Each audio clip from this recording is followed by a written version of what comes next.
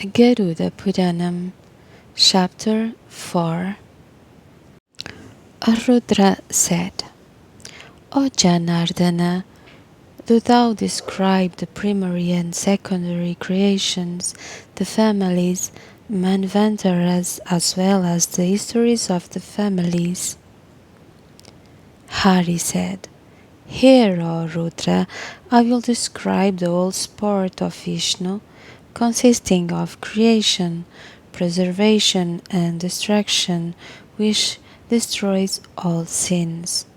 The Lord Vasudeva, void of passion, Nara Narayana, is the great soul, Parabrahma, the creator and the destroyer of the universe. All this exists in him as both manifest and unmanifest.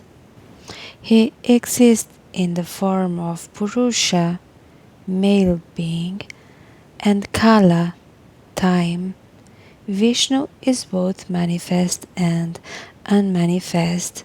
He is Purusha and Kala. Understand, his actions are like those of a sportive child. He is without beginning, the creator. He is without end and Purushottama, the most exalted of male beings. From him originates the unmanifest as well as the soul. From him emanated the intellect, mind, the tattvas, ether, air, fire, water, and earth. O Rudra, he is the golden egg and is himself his own end.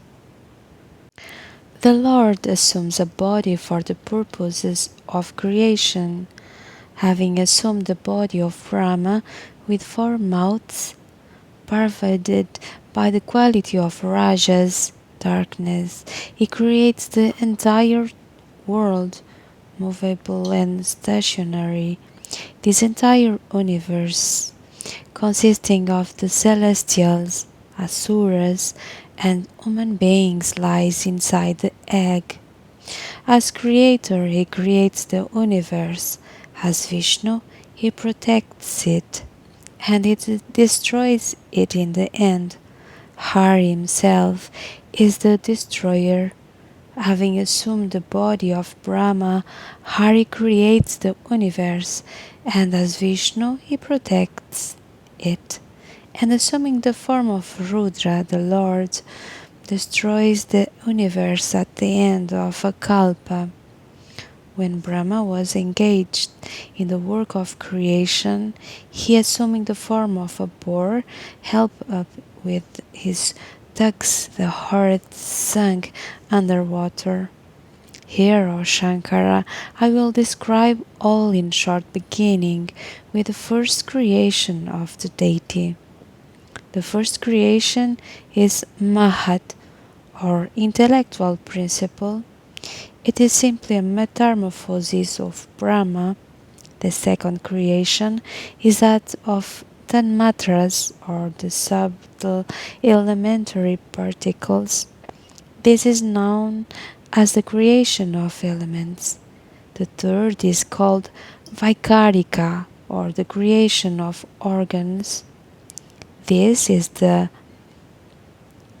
Pakrita, material or elementary creation originating from intellect.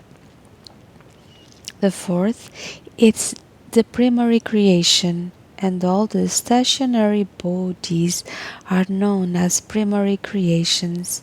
The next is Tiryakshotras, who are otherwise called Tiryakjonya.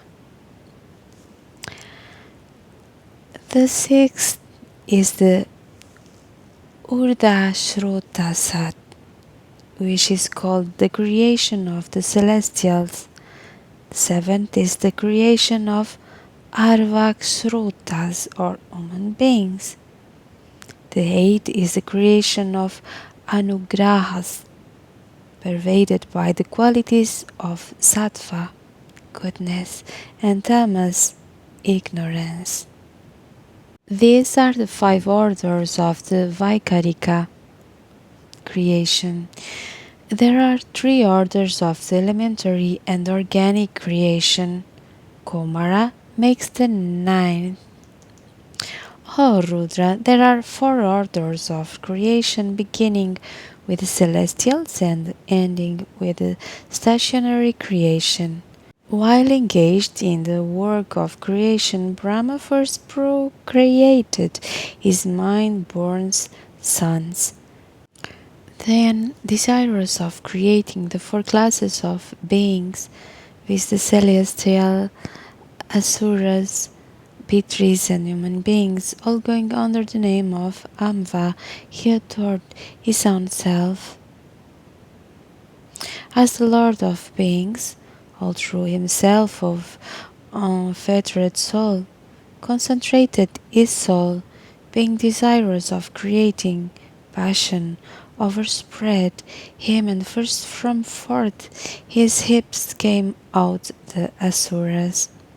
And then he renounced his person surcharged with Tama or darkness, and this darkness, on being renounced by him, O Shankara, was converted into night.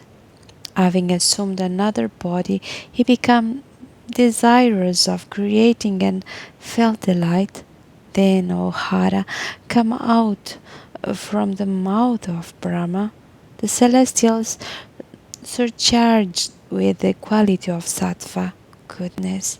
On being renounced by him, his body, surcharged with the quality of sattva, was converted into day. Therefore, it is that the asuras are powerful in the night and the celestials during the day. He then assumed a person for, with the quality of goodness, and then sprang from him the ancestors, and that body, on being renounced by him because twilight remained between day and night, then having assumed a body for, with the quality of rajas, darkness, he created human beings, and on being renowned by him, that form became moonlight, which is termed Paragshantya. Moonlight, night, day, and twilight are his bodies. And then he assumed another body fraught with the quality of darkness, and there had sprung anger from him, and from anger wrath. Brahma then created Rakshasas exercised with anger. Those that said, "Save him," are called Rakshas, and those that said, "We shall eat him up," are called Yakshas, from Yakshana, eating, and from the movement Sarpana of his hair sprang the serpents. Waxing rude, he generated some beings of wrathful temper. O sinless, then the Gandharvas come out singing. All these beings were created by him. He created goats from his mouth, the kine from his belly and sides, the horses, elephants, asses, and camels from his feet, and medicinal herbs furnished with fruits and roots from the hairs of his body. Fair, complex, low-knit male sheep, horses, mules, and asses are called gramya, or household animals. Here I will describe the wild ones. They are the beasts of prey, the cloven-hoofed elephants, monkeys, and fifthly birds, and sixthly aquatic animals, and seventhly reptiles. From his eastern and other mouths he creates the Rig and other Vedas. The Brahmanas originated from his mouth, the Kshatriyas from his arms, the Vaishyas from his thighs and the Shudras from his feet. The region of Brahma is for the Brahmahas, that of Shakra, for the Kshatriyas, that of Marut, wind god, for the Vaishyas, and that Gandharvas for the Shudras. Those practicing the Brahmacharya injunctions attain the region of Brahma. The householders performing duly their duties repair to the region of the Creator. Those living in the forest acquire the region of the seven rishis.